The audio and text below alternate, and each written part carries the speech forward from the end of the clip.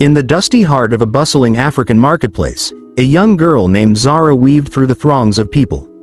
Her eyes darted from one vibrant stall to the next, each one brimming with life and color. The smells of roasting meats and exotic spices mingled with the chatter of traders and the laughter of children. The sun blazed overhead, casting long shadows on the ground and warming her bare feet as they patted against the packed earth.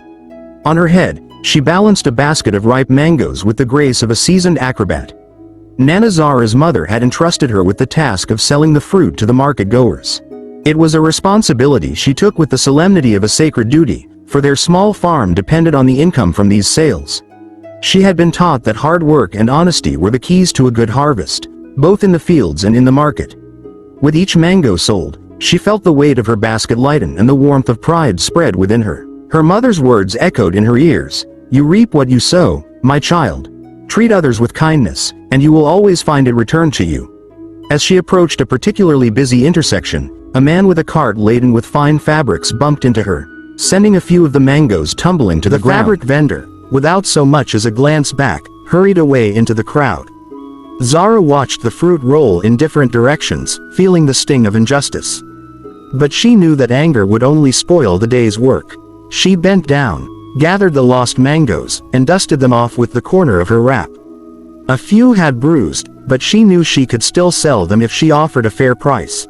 The crowd parted briefly, revealing a young boy with wide eyes and a mischievous smile. He picked up one of the fallen mangoes and took a bite. Zara's initial annoyance melted away as she saw the delight on his face. He was obviously poor and probably hadn't tasted something so sweet in days. She couldn't bring herself to scold him. Instead, she offered the rest of the bruised mangoes to him and his friends, who had gathered around. They grinned and took them, their eyes lighting up like stars in the night sky. In that moment, she understood her mother's words more deeply.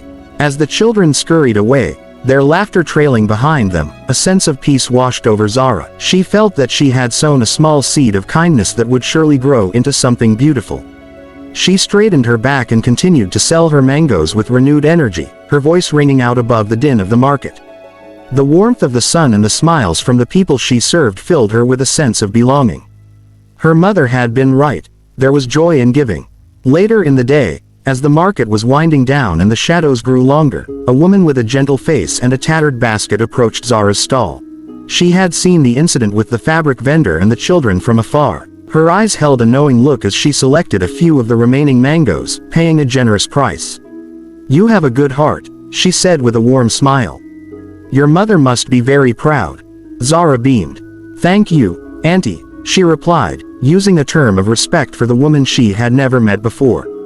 The woman's kind words touched her, and she felt her mother's presence as if she were standing beside her. As the woman walked away, a gust of wind picked up a piece of paper from the ground and carried it to Zara's feet.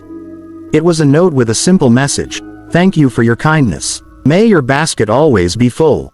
It was signed with an unfamiliar name, but the sentiment was clear.